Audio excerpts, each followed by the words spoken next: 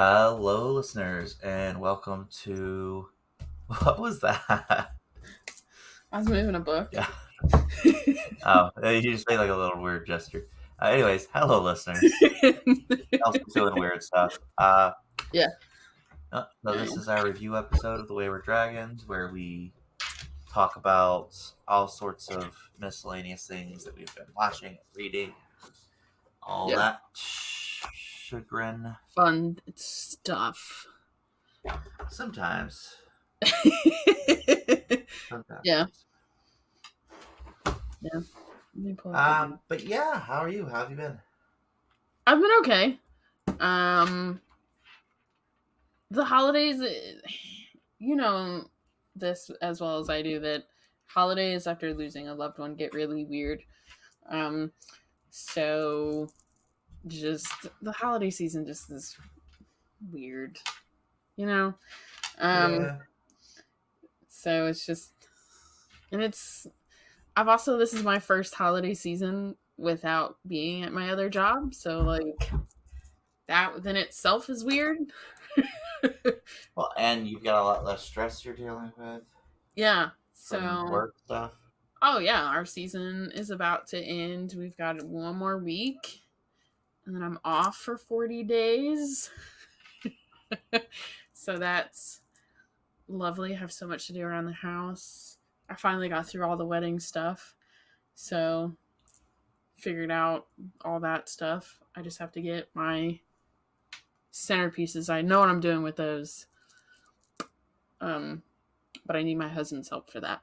So yep. I got to get him into my crafting.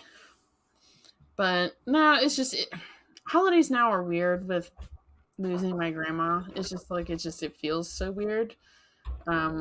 Yeah. It's just, and I just feel kind of, just kind of sad because it was such a joyous time, and I know eventually I'll get there. I'll come back, but it's just it's rough, and everything with my grandpa. A lot of us are walking away from him because he's being a dick. So it is what it is. Oh, did you see my dad? Did you see my dad's post? I thought it was hilarious. I love his outfit. I'm like, what the actual fuck? So I love that. So for for those, my dad went to like a Christmas themed like bar crawl. Basically, what it was is, in the point of the bar crawl is you dress up like Christmas characters from movies, and my dad was like that mountain guy. Is it from Rudolph the Red-Nosed Reindeer? It's from Rudolph, yes. Yeah. So my dad dressed up. Cornelius, what is his name? I don't remember. Something. But that was hilarious. And it's funny because my dad growing up, when my dad wakes up, my dad looks like Heat Miser. Like Cornelius Yukon. Yeah. So that's what my dad cosplayed for this Christmas like bar crawl with a whole bunch of his friends, which I thought was absolutely hilarious. And then my stepmom went as the fragile leg, which is even funnier. I just wish he went of like Heat Miser, because that's what we've always called him as a kid. Because he looks like Heat Miser when he wakes up with like his hair fucking everywhere and stuff. But no, I thought if you weren't friends with my dad, I was going to like pull that up and send that to you, because that was hilarious. But how are you? I saw it. I was cracking up. I'm all right. Just, living life, doing my thing. Nothing too fancy. No real news to report on anything. Yeah, that's how I am. Just been knocking out some reading, trying to make sure I hit my goal this year reading, because I don't know if I'm going to make it. You're such a butt. I was like, you have totally hit your goal. I'm currently, out of my original 52 books, I'm currently at 119. So I am like 228% of my Yeah, reading goal. you're like fucking Uh, up there, up there. yeah, yeah. I was like, do you want to So, go first, or do you want me to go first? yeah, I can go first. Okay. So I think I talked about it last recording. I don't remember if I did or not. I started reading the Runelord series. Very interesting world building, interesting way they do things, and they call out. Yeah, because I brought up the fact of like the archery and the well endowed lady. I do remember Yeah, that. yeah, I remember that. Yeah, yeah. I remember that. So, uh, That's bad. yeah, I remember. it's honestly great series. I finished up all the books that are out. So all the books in the series, in order, are The Sum of All Men, Brotherhood of the Wolves, Wizardborn, Son of the Oak, The Lair of Bone, Worldbinder, The Wormling Horde, and Chaos Bound. And then there's a ninth book that's coming out. Okay. That because I was just like, all right, almost done with the series, and then I finished, and I'm like, that's not a good ending. And then I was like, oh, there's another book that's going to be coming out, which I'm not mad about because I love the world building. I love the lore that they've built up. Yeah. If you are a high fantasy fan at all, highly recommend this book series. There are numerous trigger warnings for numerous different things. Just as a warning, there are a lot of very messed up things that happen in some of the books. Okay. But solid. Very, very enjoyable series. Yeah, they are by what is Dude Buddy's name? David Farland. Other than that, I did my usual thing that I've been doing for the past few years, and so there's this author I've mentioned him on here in the past. His name is Brom, and he does like dark fantasy stories and retelling of other stories, and it's 10 out of 10. He did it again. It's I read The Child Thief, which is a very interesting take on Peter Pan. Child thief. Okay. And so it's like a retelling of Peter Pan without all the like weird and annoying misogyny and murdering children for the sake of murdering children and all of that. Okay. Solid. It was, it was predictable, but very good book.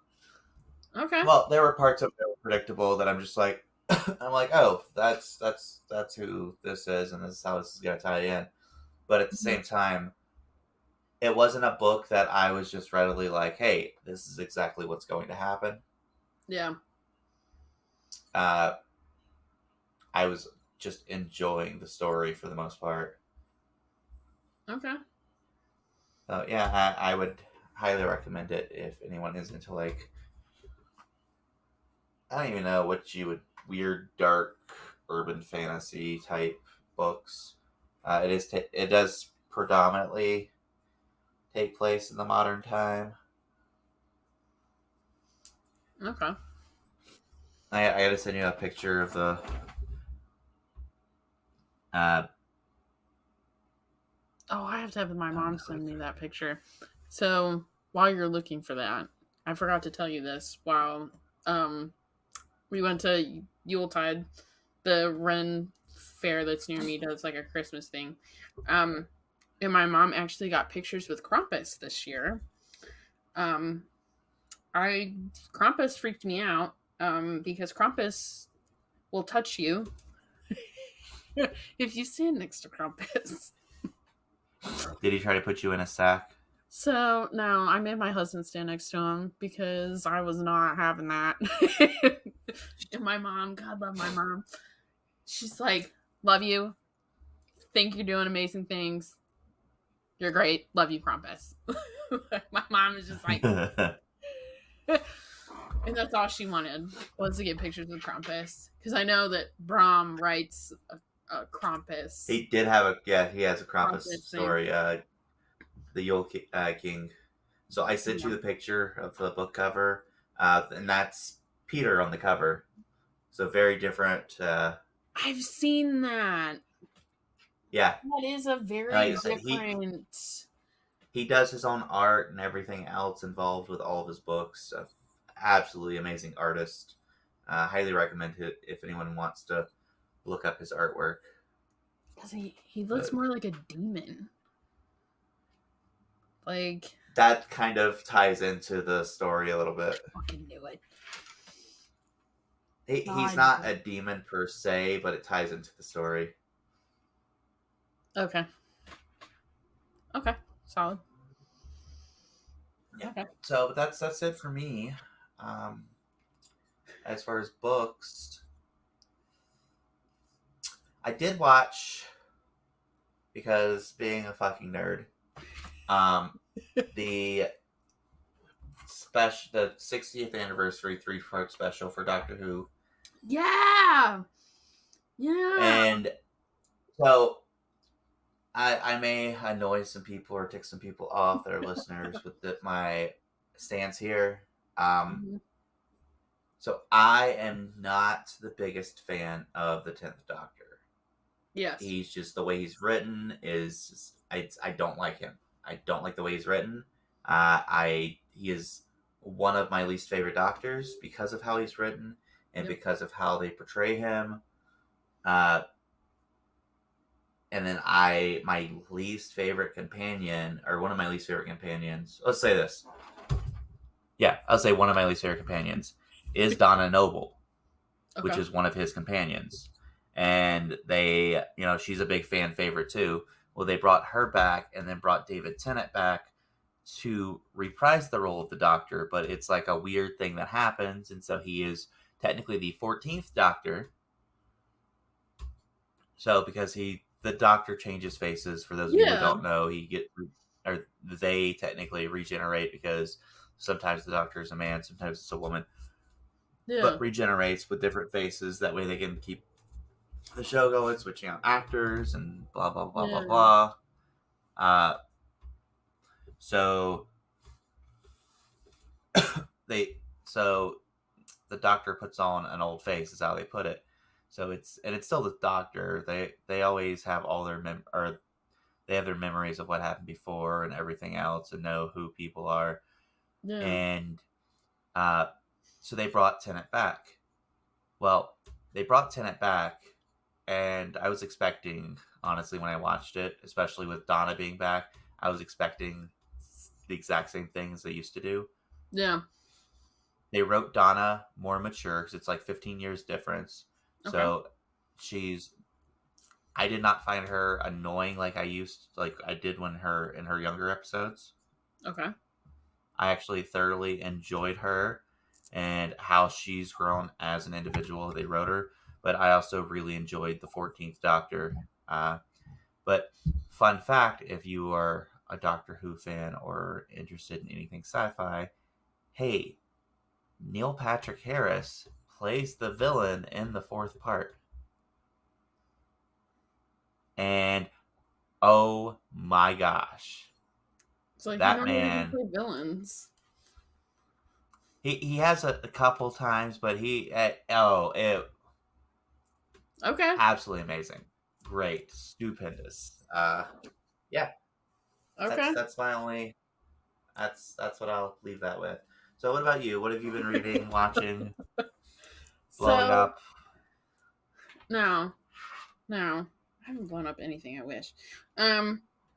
So I first listened to The Word is Murder by Anthony Horowitz.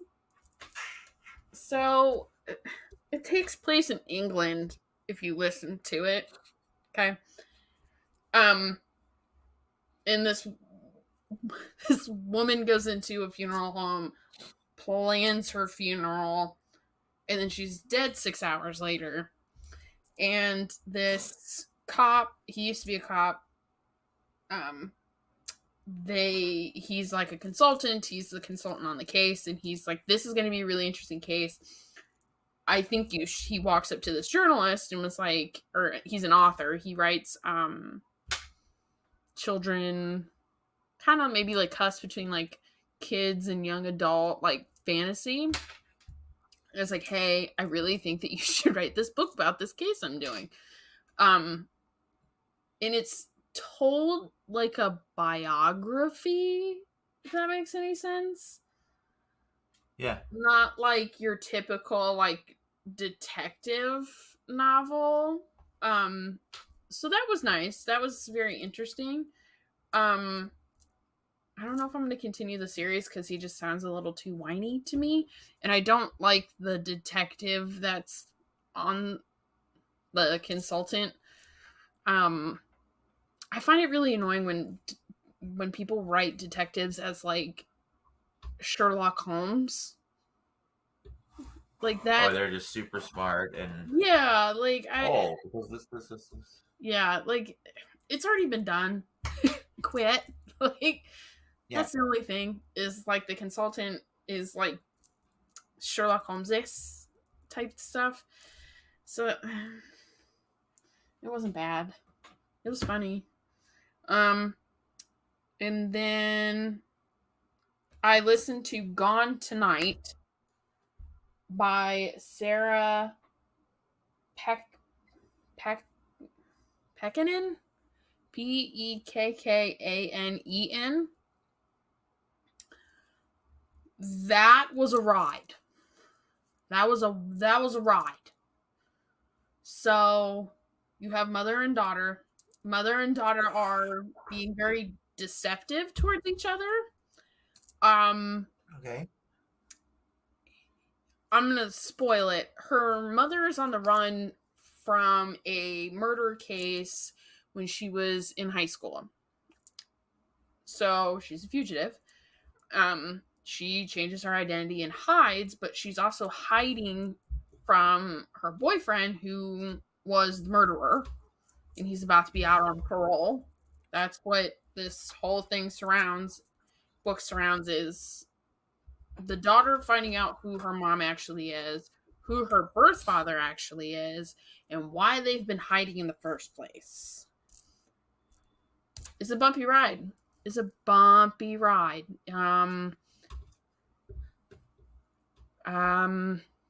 I mean, a lot of triggers. You got rape, obviously murder.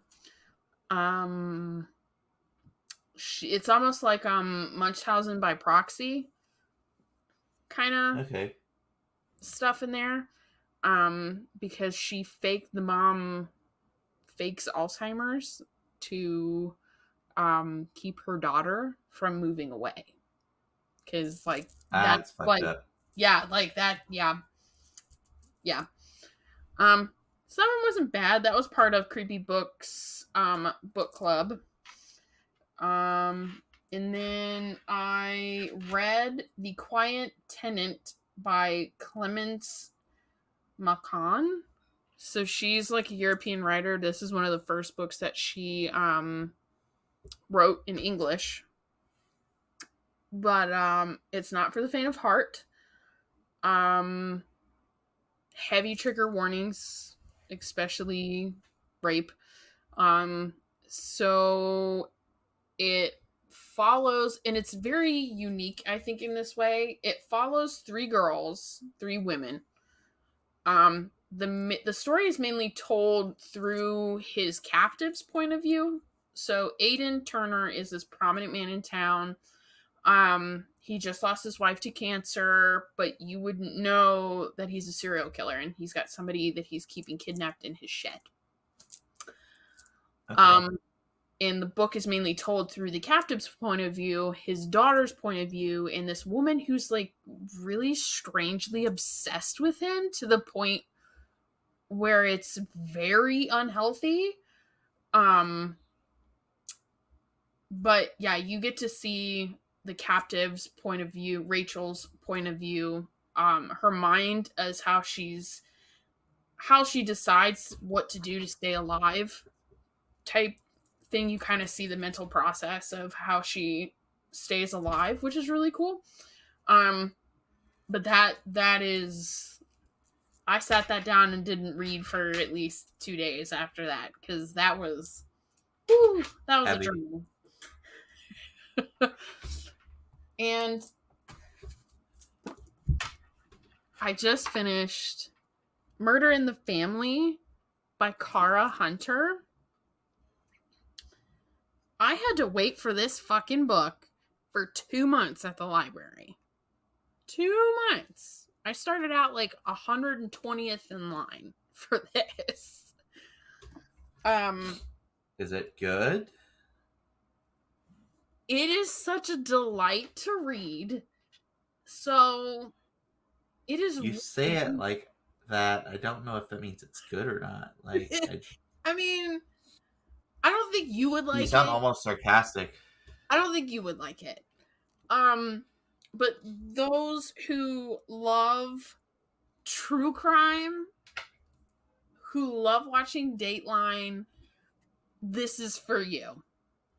So if my mom read, she would enjoy it.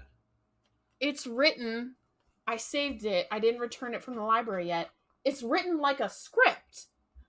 Like a TV script. Okay. So, like, as stuff, like, is supposed to be, like, popped up, or, like, somebody turns to someone and, like, gives them a scowl or whatever, it's written in there. But it's written like a script. So some things are repetitive. You know, you've got, like, the episode openings and stuff. You know, that stuff gets a little repetitive. You know, but, like, if something's supposed to, like, flash on the screen, you know, you get to see it and stuff. Which, it's absolutely funny. Obviously it follows a TV series on, I think they say Netflix. Anyway, they get 6 experts to come in, and the point of the show is to try to find the murderer of this guy named Luke Ryder. He was beaten to death in the garden. No one knew who did it, so his stepson starts this. He has a movie company, and is like, I'm gonna make a series about who killed my stepdad. It's funny in, like, a ironic, kind of sarcastic way. Okay. It was totally worth, like, the 2 months at the library to get this. This was part of, like, new reads in either October or November. But this was funny. This was one of my favorite books I've read this year. Was this one. I'm currently listening to The It Girl by Ruth Ware. We're going to see if I get through that. We watched The Hunted on Netflix. That's a good movie. The Hunted? The Hunted. So it's got the guy that plays Jaime from Game of Thrones. His daughter has been kidnapped, and he runs, like, a sanctuary out in, like, nowhere, like in the middle of, like, Indian reservations and stuff. 2003? What? It's got Tommy Lee Jones. No. Hold on. Where's my TV stuff? It's got the guy that was in Game of Thrones. Oh, I think I took Netflix off my phone. No. Maybe it's The Hunt. It was like The Hunt that came out in 2020. No. Well, shit. Hold on. You don't even know what you watched. No. I did not. Anyways, I can find out real quick. it's Emma Roberts in it. No. It's got the guy from. It's got the guy that played Jamie in Game of Thrones. I like how all the Taken movies are back on fucking Netflix. It was a good I can figure movie. it out. Give me a minute. Nope, I don't want to keep watching bodies. Tombstone, Ancient Alien. Nope. Oh, you're talking about bodies. You're talking about that. The show. It's The fucking show. weird. The The show. show. The show. Yeah, Oh, I there's thought a you were body talking about. show. Oh no, that's bodies, bodies, bodies. Never Yeah. mind. Let's see here. Nope, I don't want that. Well, Well, shit, Sherlock. Shit, what the fuck was that called? It's a movie. It's got Jamie. What's his face in it? Oh. Oh, Do you remember when it was made? Game of Thrones. I want the cast of Game of Thrones. Because I'm looking at his full filmography on IMDb, and I don't see anything close to that. What the hell did we watch it on? It's a movie that he's in. That Because there's Night Watch, God is a Bullet. Apparently, he's in the Flash movie. The Last Thing He Told Me, Radio Man, Against the Ice, The Taste of Hunger, The Silencing. The Silencing. Okay. So the Silencing. That's what we watched. So basically, his daughter has been missing.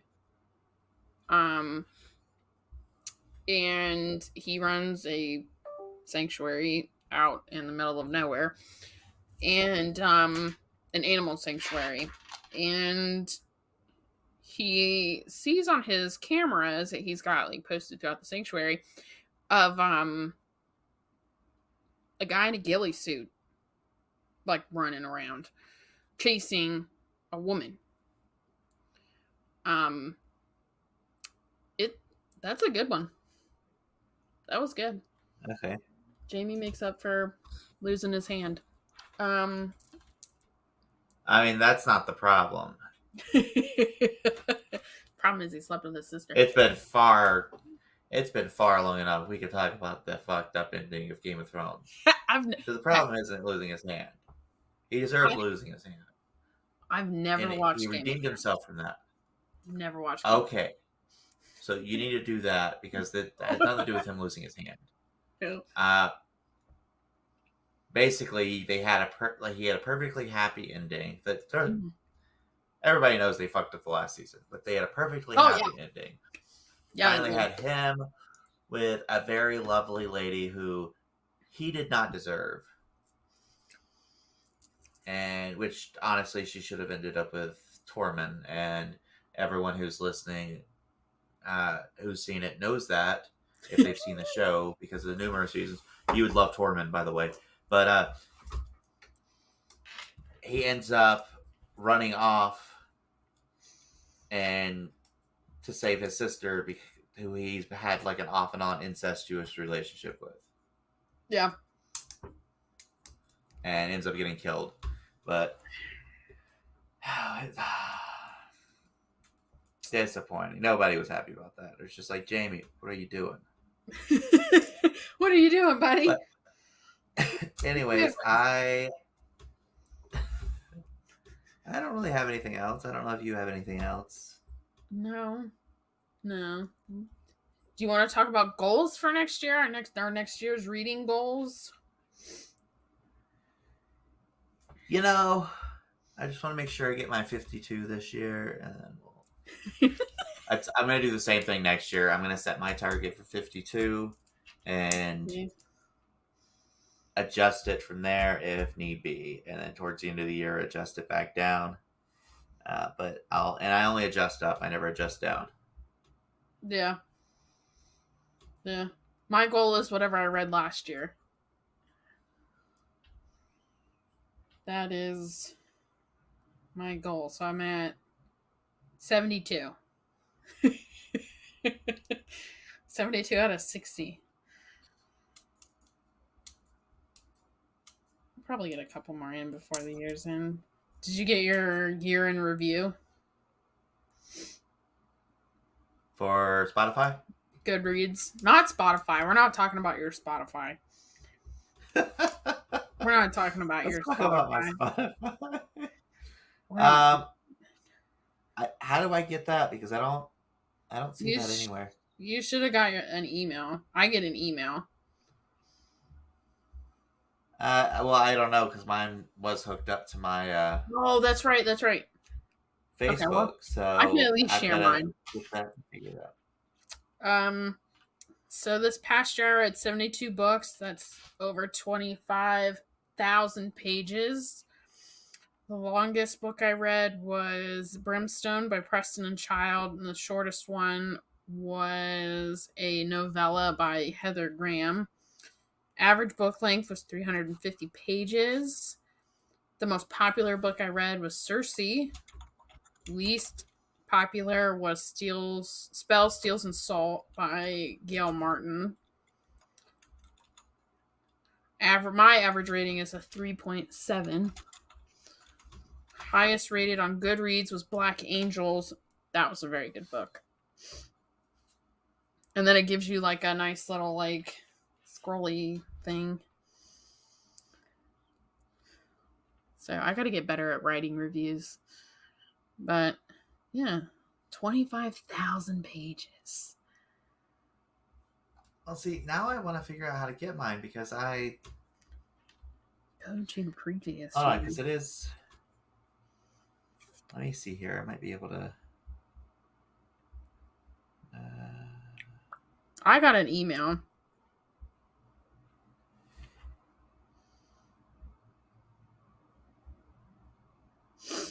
With mine.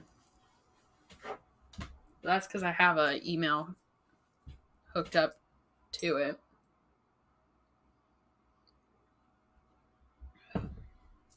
Let's see here. Goodreads. So I was trying to get like my Audible in review, and I can't get that either.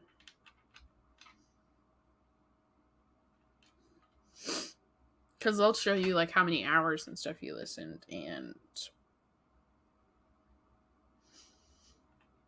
I can't figure out how to get there. When did you get that? 3 days ago. That would have been the 14th. Yeah. I don't have an email.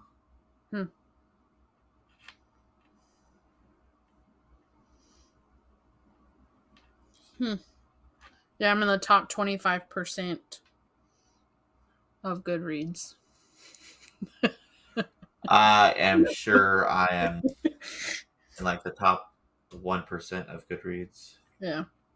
Is there any books that you're excited for coming out next year? You know, I typically don't look ahead for books. I don't know. I just don't look ahead for books.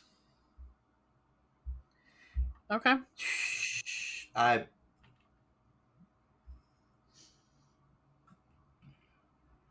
Sorry, I'm like, okay, I found it. Hey, Have it?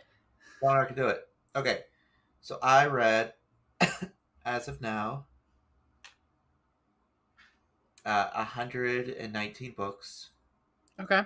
It is 51,962 pages.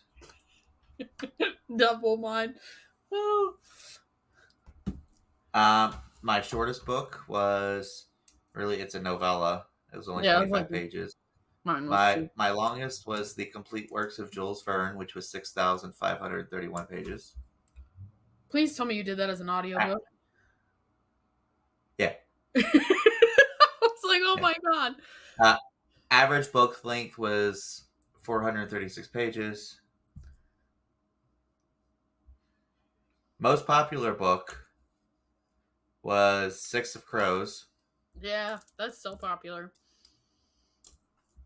Least popular book was Deadly Voyage, which is one that I did not rate highly. That was one of No, the you ones that I rated didn't. like a 1 star and went on a rant about.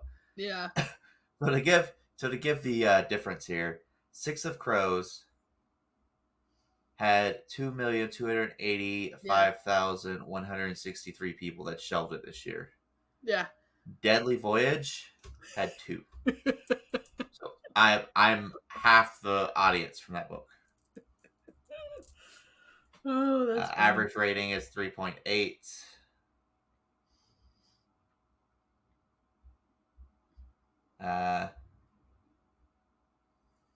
Where I don't see where I'm like in the percentage of.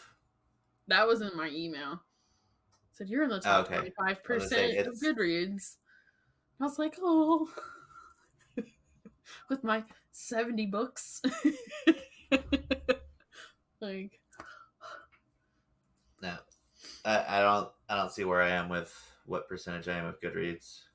I like when they put all the But covers and you can kind of like scroll and oh yeah, no, it's I don't know what is happening.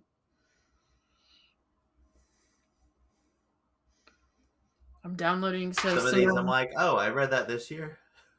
Yeah. Yeah. My goal next year is to get better at writing reviews. I like Fable's review process. Um because you can choose half stars, which I think is really cool. Um but if you want, they've got like a list of emojis that you can pick too. And instead of writing like a review, I mean, you can write a review. You're limited space wise, but you get to pick keywords like hashtag type things that work through the app, which I think is really cool. So if you don't want to write a full review, you can kind of pick like certain things like the characters really grow and it's a dark setting, and you can pick the trigger warnings that are in there and a couple of things that you didn't like about it. So I like their review That's process pretty better cool. than just sitting there writing on Goodreads. But on Goodreads, you don't have a limit of characters. So that's the only thing is Fable lists like they cap you at like 700 characters, which is a decent review in my opinion. No, there's no book you're Yeah. looking forward to this next year. Oh, like I said, I mainly just No, stumble across books most of the time. same. What is the release date of this? I was like, I think I might reread Aragon just so that I can read Murtagh. I think I'm gonna do it because Murtagh came out this past fall, and then Simone St. James just released one a week ago. I just actually got on Audible. That was my credit for this month.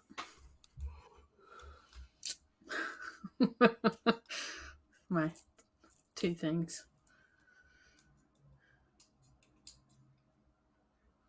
Apparently, the author passed away? Question mark for the Runelord series. Before the 10th one was written? But according to this book's already out. The final one. So I can see if I can find it somewhere. Yeah. Or the 9th one. Oh, the 9th. Oh, that's right. So I don't know.